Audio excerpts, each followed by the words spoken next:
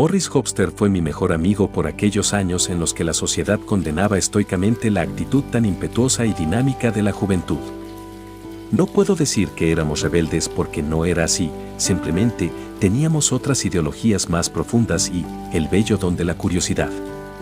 Es que así éramos Morris y yo, nos encantaba experimentar cosas nuevas como a cualquier joven de nuestra etapa.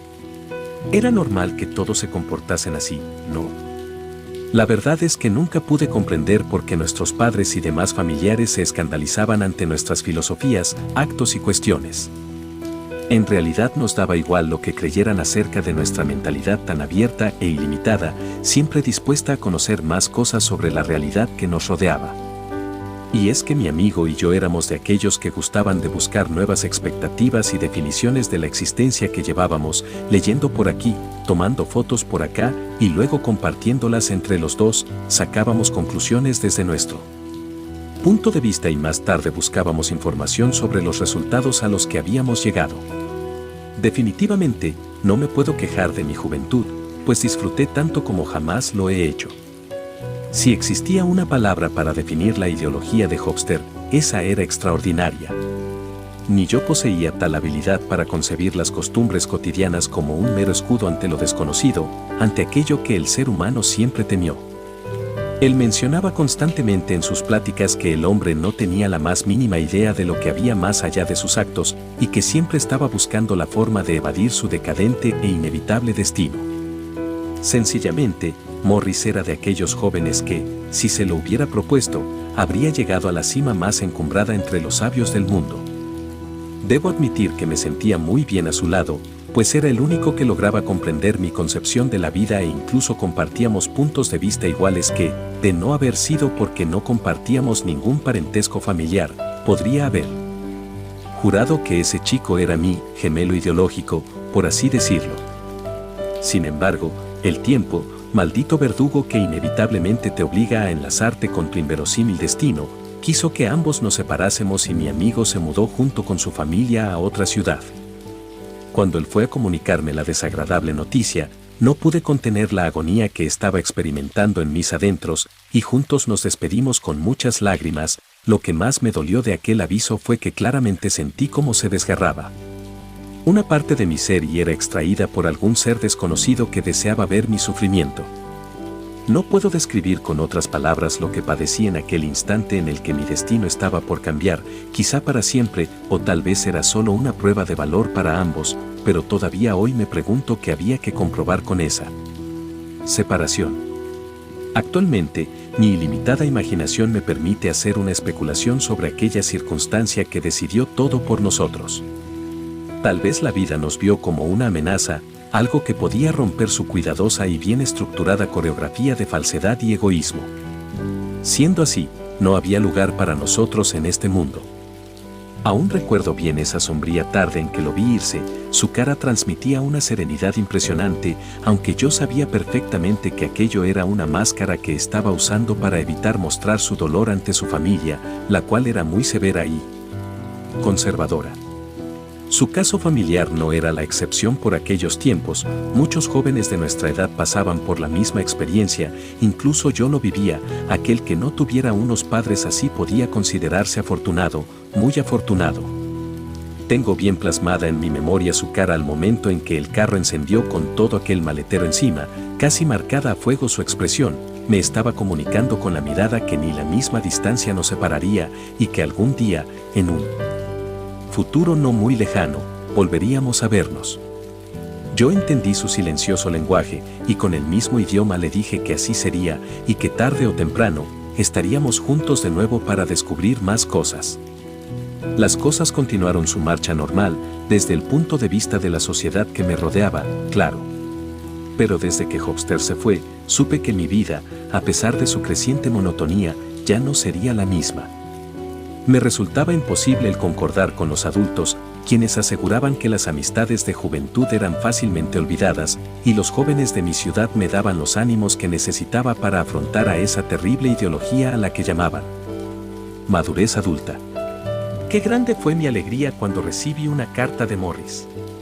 Recuerdo que mi padre acababa de llegar de su trabajo y siempre tenía por costumbre revisar el buzón antes de llegar a casa.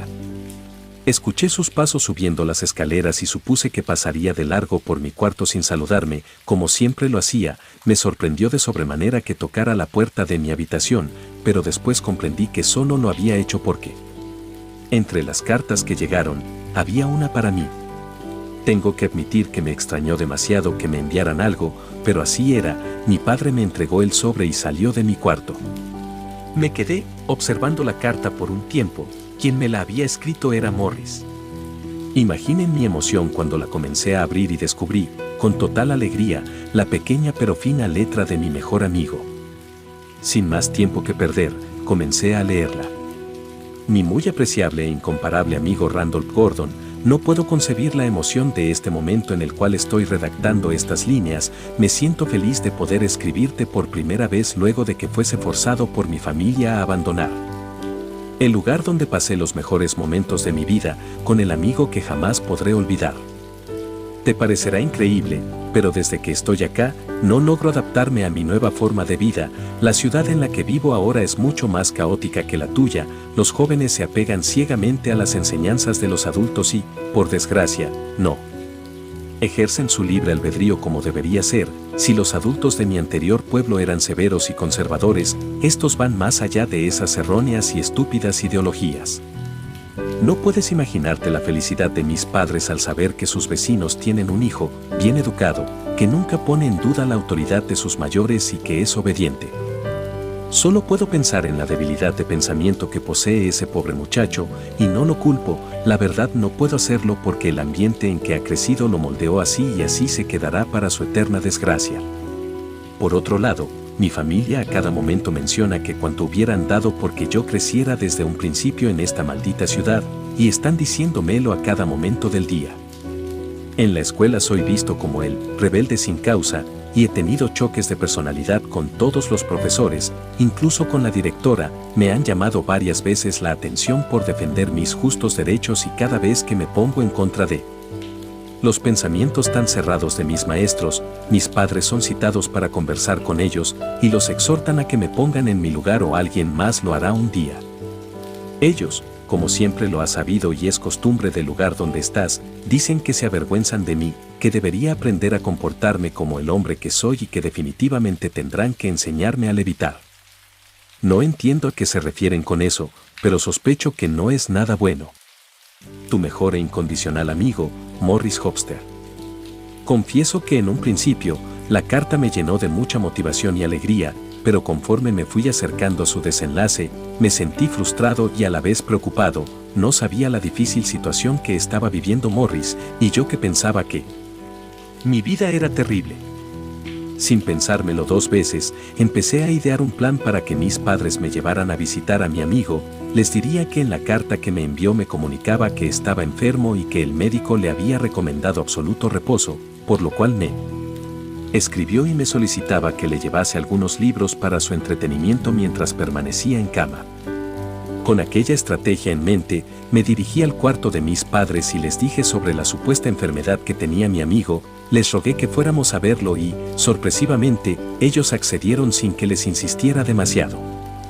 Me comentaron que primero tendrían que pedir permiso en el trabajo de mi padre y en mi escuela para ausentarnos, asunto que resolverían al día siguiente.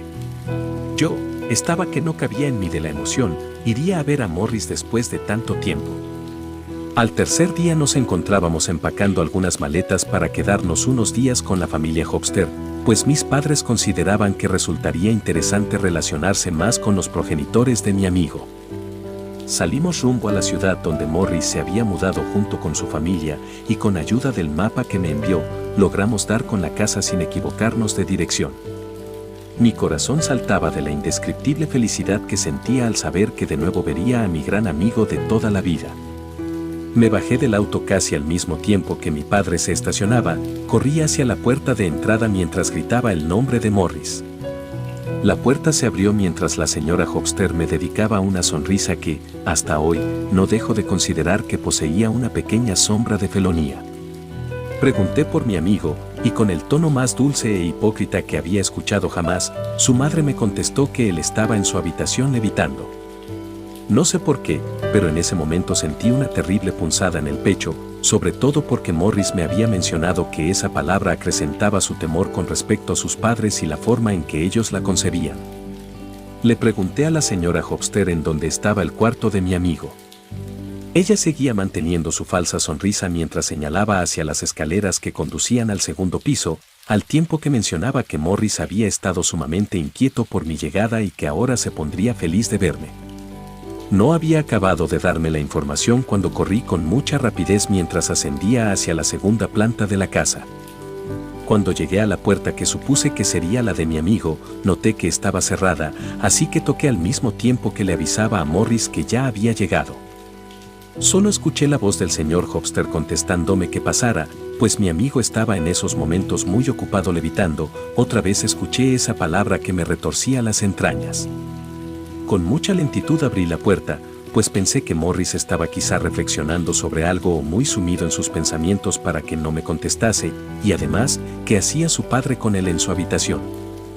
Mis pensamientos fueron cortados de tajo mientras observaba, boquiabierto, algo que jamás creí que vería en la vida real. Ahí, en medio del cuarto, estaba mi amigo, literalmente levitando, tal y como lo habían mencionado sus padres. No lo podía creer, no lo quería creer. Empecé a entrar en un estado de shock mientras seguía mirando a mi amigo.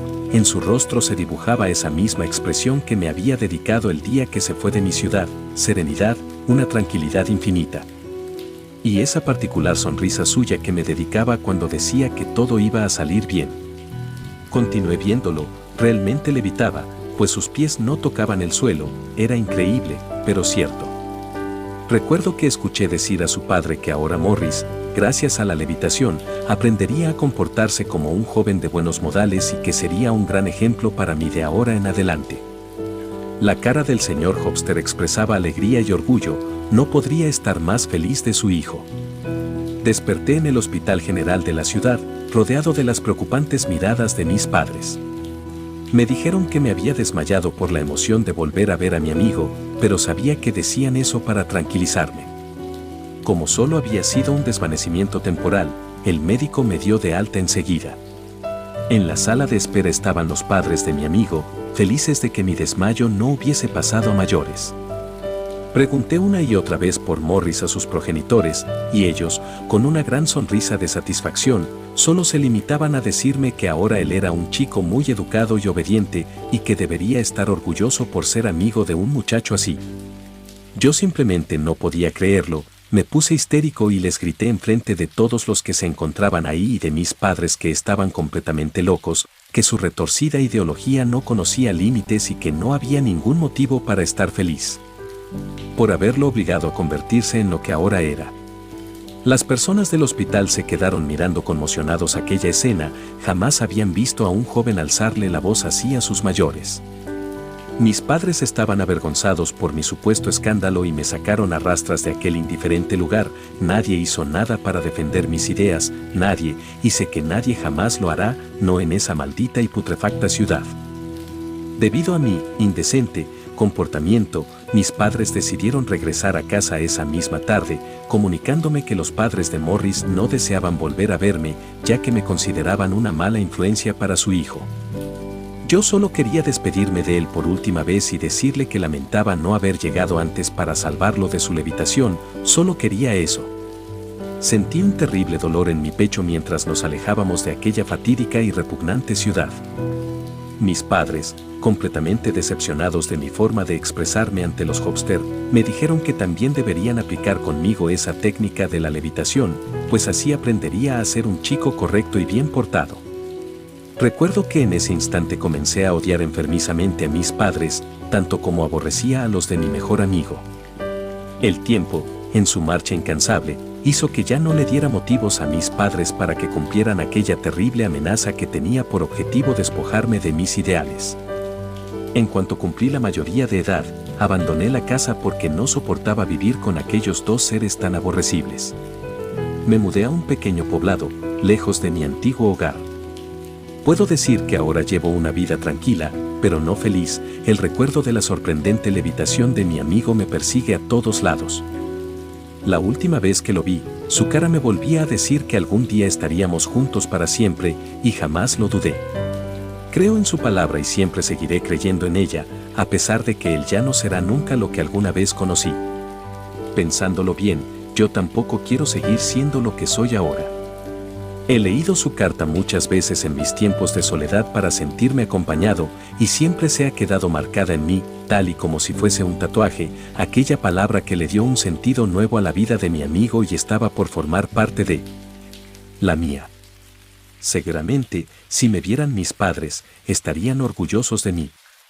Sin dilación, termino de escribir estas líneas para decirles a todos ustedes que la experiencia de la levitación me servirá para comprender por qué mi amigo tenía esa expresión en su rostro aquel día, era muy pacífica. Sé que ninguno de ustedes comprenderá el motivo que me lleva a hacer esto, pero solo quiero saber qué sintió mi amigo cuando su padre lo hizo levitar. Sin más demora, tomo una resistente soga y la amarro bien en el techo de mi casa, me aseguro de que esté bien atada y formo un nudo corredizo en su punta libre. Me colocaré ese lazo alrededor de mi cuello y entonces al fin estaré con mi amigo, al fin comprenderé a sus padres y al fin me sentiré libre para dejar este maldito mundo. Creo que por eso Morris estaba tan relajado mientras levitaba, ahora sentiré esa misma calidez que su familia le hizo sentir al convertirlo en un hombre de bien. Levitaré, sí, para que mis pies jamás vuelvan a tocar este inmundo suelo.